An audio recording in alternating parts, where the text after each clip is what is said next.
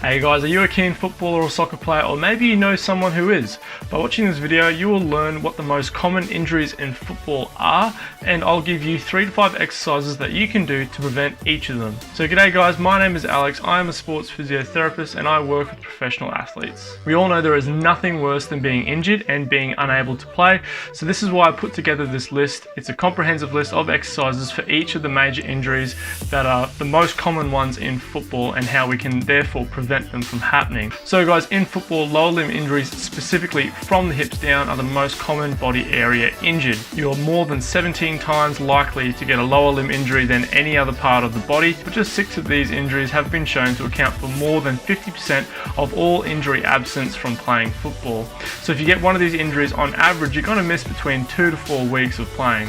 So these injuries are 1. Hamstring, 2. Groin injuries, 3. Ankle ligament injuries like sprains, 4. A quads injury, 5. A calf injury, and 6. A knee medial ligament injury. For special mention is of course ACL and meniscus injuries. So if you're a guy, you're 2 times more likely to develop a hamstring injury and 11 times more likely to develop a groin issue than if you're a woman. Whereas ladies, you are over 2 times more likely to develop a quadricep strain and nearly 4.5 times likely to get an ACL injury and 2 times more likely to get a syndesmosis, which is an ankle ligament injury as well. So if you're a man and if you're a woman, how we can sort of be a little bit more specific to you.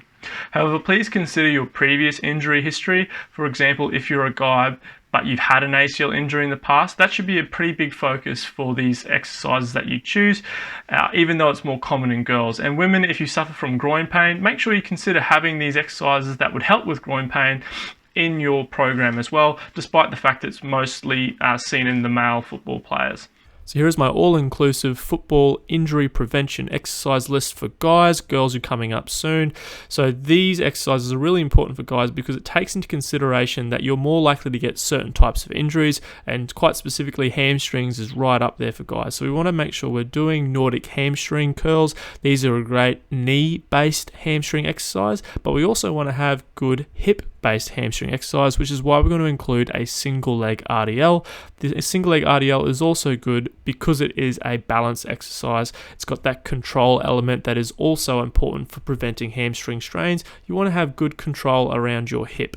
Up next, we have our groin prevention exercises. These are really important to prevent all those niggles around our pelvis and our groin that is really common in male football players. So we want to look at doing our adductor bridge, which is this long lever hip raise where we're holding in that nice strong position and loading up our groin, making it a little bit stronger. This is a great first step exercise. We then want to pair this exercise with a side sled because this is going to help to strengthen up the outside of your hip. So the groin bridge is good for the inside. This is great for the outside of your hip.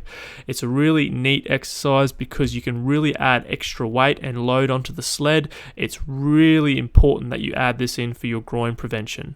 Now, if you don't have access to a sled, doing a star plank is a great substitute exercise, and using a mini band around the knees just makes it that little bit more challenging because we're strengthening up the underside of the hip that's holding yourself up, plus the leg that's moving is having to do the same motion, which is a really nice little double exercise there. We want to make sure that we round out the program and have some form of squatting exercise. We can choose to use either a single leg goblet squat as seen here, or we can then look at having a box squat down to 90 degrees. I would probably suggest going for the back squat because we can add a lot more weight and really grow the quads and get nice and strong. However, both substitutes are okay in a prevention program. Quite often players will get calf injuries or ankle sprains, so making sure that we get nice and strong in our calves is paramount. I really like the Soleus Press. We can add decent amount of weight. It's a great way to develop a muscle that doesn't usually get a lot of work in the gym, so I would definitely be adding in the Soleus Press to get nice and strong calves. You'll get the gastroc, which is the bigger calf muscle, working a lot more when doing things like jumping exercises. Speaking of which, we're going to round out the program by including some forwards and some lateral hopping exercises. These are great for the entire lower limb in regards to injury prevention. They're great for the hip, knee, ankle. If we can develop really good landing patterns, if we can be nice and controlled when we're jumping and landing, this is going to help prevent a lot of different lower limb injuries. Okay, moving on to the girls. So women are more likely to get calf and ankle injuries, so we want to make sure that we're doing a little bit more in regards to strengthening up their calves. So doing a single leg raise off a step, now this can be with a weight or without a weight, and making sure that we're adding in the Soleus Press are 2 exercises I would definitely include at different parts of the week to make sure that we're getting nice and strong around our calves and strengthening up those muscles around our ankles, which are going to help to make sure that we don't get these ankle sprains and these calf strains. Because women are more likely to get these syndesmosis and ankle sprain injuries, we want to have things like a balance exercise involved in our prevention program.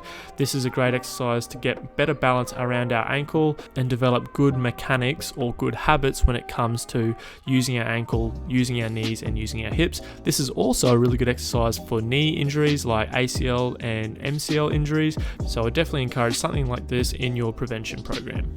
So women are more likely to get quad strains and they're more likely to get knee injuries, so a single leg goblet squat I would actually prefer for women over a back squat. However, I would actually suggest that you have both, because one is more control and strength and this one is just straight strength and muscle growth. So having both if you can, but if you had to choose, I would actually choose the goblet squat for women and just load it up as heavy as you're able to with good form and control. I definitely want to have the side sled in there for a number of reasons, but mostly for that knee prevention. This is going to strengthen the outside of your hip. It's going to mean you have better knee control because you've got the strength in your hip to control what the knee is doing. Once again, the side sled is super beneficial because we can really load it up. Girls are able to really put on decent amount of weight. There's not a lot of technique involved. Definitely encourage it if you have access to this equipment. If you do not, just remember we can do the full star plank as a great substitute exercise for the side sled. Now for those knee ligament injuries, we want to have these hops back in the program, so forward hops and side to side hops are a great way to make sure we get good foot, ankle and knee control. We've got the ability to control what our knee is doing. We want to have this in our program. I think it's pretty non-negotiable for women considering how often they do get ACL injuries and MCL injuries in the sport. Finally, to round out the program, we're going to add in one hamstring based exercise, and this is going to be the Nordic hamstring curl. This is a great exercise and has been shown in soccer players and football players to reduce the incidence of hamstring tears in the season. So it makes sense that this is the one exercise that we'll add in the female prevention program to help reduce this injury, which is still common in women. Guys, thanks so much for listening. Please consider subscribing to my channel so you do not miss any further videos as they come out. My name is Alex, I'm from Physio. If you do want any specific help, please check out my website, which is in the description. Otherwise, I'll see you in the next video.